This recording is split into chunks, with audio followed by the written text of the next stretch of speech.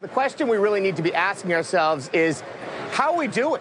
And if we watch the Republican convention last night, if we see the events going on in Germany today, if you look at global bond yields close to zero, if you look at earnings and revenue growth, which seem lackluster at best, I think the question is really a concern. But the flip side to that is if you see the unemployment rate, a really robust stock market rally over the past few weeks, and an administration that takes the other side of the trade, you might get a different picture. And I think regardless of which camp you fall in, at Dow 18,000 plus, there aren't a lot of bargains to be had in this market. And I think recognize that the proof is always going to be in earnings. And today you see something like Starbucks, you see Netflix earnings, and they're pretty lackluster in the higher multiple names.